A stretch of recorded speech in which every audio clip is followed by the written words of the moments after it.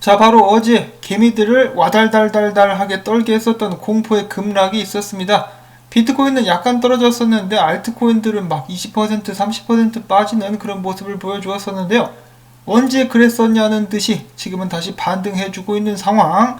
자, 지금 이더리움 같은 경우는 한때 1600달러 선까지 떨어졌었다가 1800달러로 다시 올라왔고, 그 외 다른 알트코인들도 이제 반등을 해주고 있는 그런 모습이 보여지고 있습니다. BNB 같은 경우는 뭐 거의 빠진 기색도 안 보이고, 라이트코인은 220달러 선을 다시 회복해주고 있는 상황들이 이어지고 있는 가운데, 비트코인 도미넌스 지금 차트 확인해 보시게 된다면 어제 쭉 오르면서 알트코인들 쫙 빠졌었죠. 그 다음에 올랐었다가 저항을 뚫지 못하고 지금은 또 돼지 기름 빠지듯이 쭉쭉 빠지고 있는 상황. 자, 지금 저항에서 버텨주고 있는 비트코인 도미넌스라고 볼 수가 있겠는데요. 만약에 저항에서 뚫고 아래로 떨어진다, 그러면은 여러분들도 잘 아시다시피 알트코인들은 지속적인 반등 및 상승을 이어갈 수 있겠고, 여기서 만약에 올라가게 된다 그러면은 알트코인들에게는 또 한 번의 고통을 안겨다 줄 수가 있겠습니다. 자, 과연 비트코인 도미넌스는 어디로 향하게 될 것인가? 자, 이런 상황 속에서 유명 암호화폐 인플루언서이자 분석가라고 볼 수가 있겠죠. 니콜라스 멀튼 같은 경우는 이야기하기를, 자, 최근 있었던 하락 때문에 큰 패닉에 빠진 사람들은 조금 더 큰 추세를 살펴볼 필요가 있다. 지금 보고 있는 차트는 알트코인 시총 차트인데 알트코인 사이클은 이제 막 시작됐다라면서 다시 한번 알트코인들의 상승을 예견하는 듯한 분석을 남겨주었습니다. 자, 이대로만 쭉 갈 수 있다라면은 정말 기분 좋은 나날들이 될 수가 있겠죠. 자, 그리고 알트코인들 중에 추세를 이탈했다가 다시 들어온 알트코인들도 있다라고 하는데, 스시도 그렇고 여기 보시는 에이다 같은 경우도 이 채널 밑으로 쭉 빠졌다가 다시 한번 쏙 들어갔어요. 뭐 거의 V자 반등이라고도 볼 수가 있겠는데, 원인치도 마찬가지입니다. 쭉 빠졌다가 쏙 들어갔고, 그 다음에 라이트코인 같은 경우도 사토시 차트상 조만간의 추세 전환에 조짐이 보이고 있다라고 네브라스칸 군어 분석가는 공유를 해주었습니다. 자, 부디 알트코인들이 반등을 넘어서 지속적인 상승을 해줄 수 있기를 바라보고요. 자, 그 다음에 오늘도 시끌시끌한 도지코인 관련된 뉴스.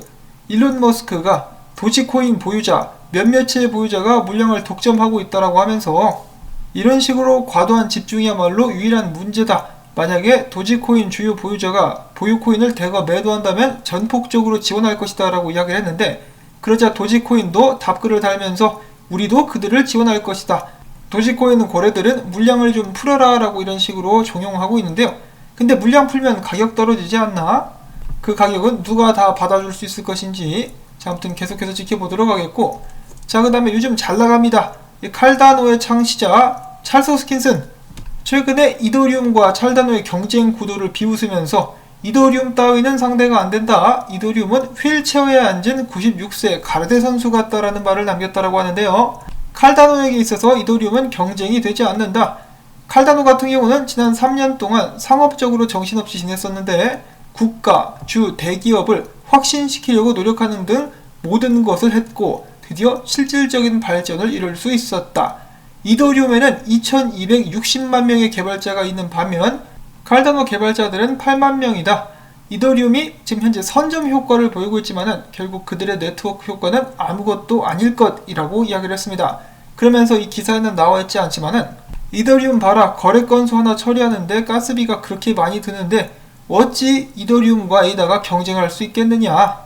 에이다와 칼다노 블록체인이 훨씬 더 우위에 있으며, 이더리움 같은 경우는 한때 반짝이었다가 역사의 뒤안길로 사라져버린 마이스페이스와 같다. 우리는 더 나아가서 결국 수십억 명이 사용하는 서비스를 창출해낼 것이다 라고 그의 포부를 밝혔습니다. 자, 만약에 가격을 개판치면서 이런 소리를 하면 욕을 바가지로 먹을 텐데, 지금 에이다 가격이 꽤 많이 올랐기 때문에 사람들이 나름 납득을 하면서 기대를 하고 있는 모습을 확인을 해볼 수가 있겠습니다. 자, 그 다음에 암호화폐 시장에는 디파이를 이은 열풍 NFT 거래가 한창이라고 합니다. NFT 대체불가 토큰 거래량이 전년 대비 4배까지 오르면서 유니스왑 상에 있는 NFT 토큰들 가격이 천정부지로 치솟고 있는 그런 상황들이 계속되고 있는 가운데 우려의 목소리도 나오고 있다고 하는데, 예를 들어 라이트코인의 창시자 찰리디 같은 경우는 이야기하기를, 자, 물론 NFT 발행 같은 경우는 독특하고 굉장하다라고 볼 수가 있겠지만은 NFT는 실제 예술품과 달리 비용이 들지 않는다. NFT 같은 경우는 희소성이 인위적이고, 또한 NFT를 발행하는데 어려움이 전혀 없기 때문에 결국 이 시장은 아티스트들의 NFT들로 넘쳐나게 될 것이다. 결국 공급이 수요를 압도하게 될 것이고 가격은 폭락하게 될 것이라는 우려의 목소리를 덧했다고 합니다. 반면 이더허브의 공동 창업자 같은 경우는 이야기하기를 NFT 경제에서 이더리움으로 가격이 매겨지는 것이 정말 멋지다. 이는 이더리움이 돈이라는 사실을 강화시킬 뿐만 아니라 NFT를 통해 이더리움 생태계에 진입하는 모든 신규 유저들이 직접 이더 홀더가 된다는 것을 의미한다라고 하면서 이더리움 생태계가 넓어지는 것을 굉장히 달갑게 받아들였다고 합니다. 자, 근데 제가 봤을 때는 이 다른 분야와 마찬가지로 NFT 같은 경우도 한때 거품이 크게 일었다가 나중에 거품 빠지면서 제대로 활용되는 활용처들만 살아남아가지고 계속해서 성장해 나가게 되지 않을까라는 생각을 해봅니다. 자, 그 다음에는 비트코인 소식들로 넘어가 보도록 하겠는데요. 나름 또 기대가 되는 소식이 한 가지가 나왔습니다. 세계 최대의 자산 운용사인 블랙락이 이번에 비트코인 선물에 투자하는 것은 물론 비트코인을 투자 적격 자산에 추가했다라고 블룸버그 통신이 보도했습니다. 블랙락 같은 경우는 자사가 운영하고 있는 2개의 펀드가 비트코인에 투자할 것이다라고 밝혔고, 또한 비트코인에는 분명한 수요가 있다. 비트코인의 수요는 단기에 그치지 않을 것이라며 비트코인의 투자 자산으로서의 자격을 다시 한번 확신시켜 주었다고 합니다.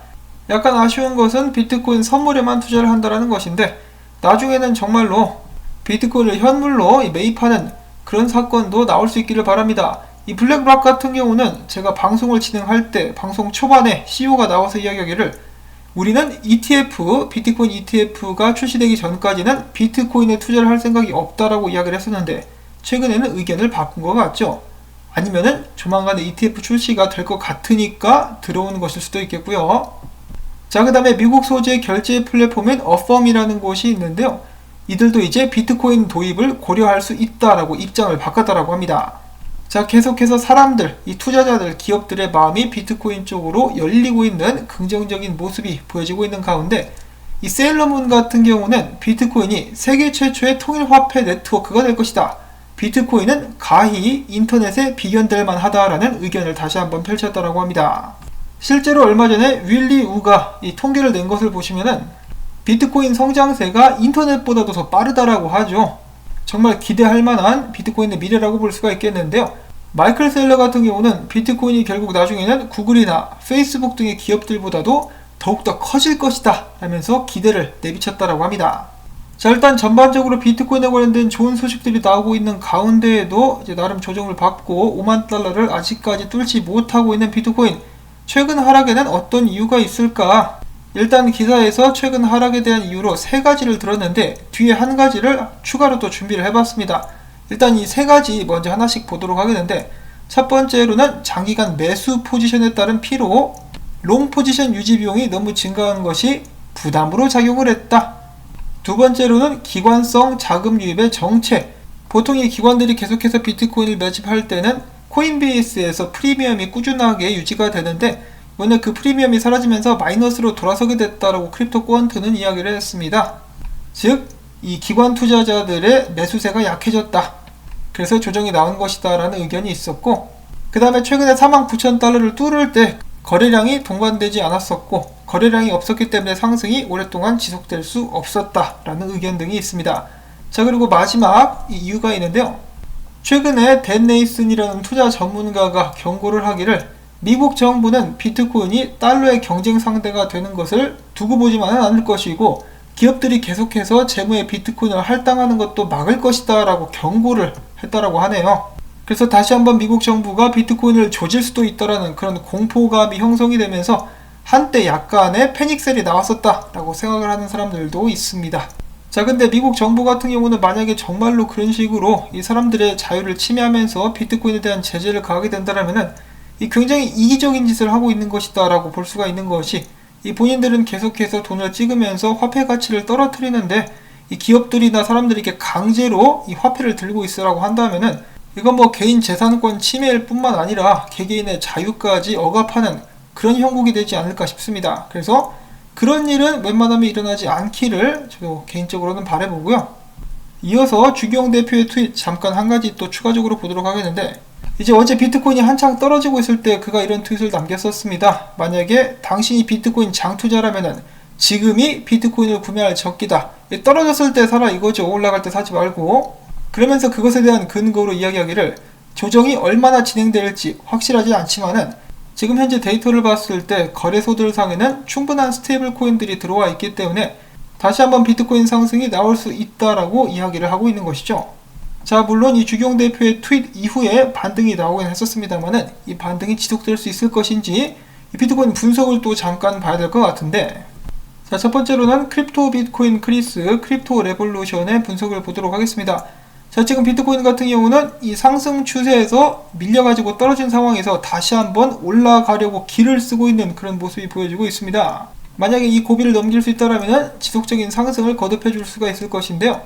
비트코인 4시간봉 차트를 보면 이런 모습입니다. 지금 채널 상단에서 씨름을 하고 있는데 이것을 뚫을 수 있으면 5만 달러를 뚫고 올라갈 수 있을 것이고, 이 상단 추세에 막혀가지고 떨어지게 된다 그러면은 최악의 경우 이 채널의 하단 37,000달러 등등 이 3만 달러 후반까지도 하락하게 될 가능성이 있다고 합니다.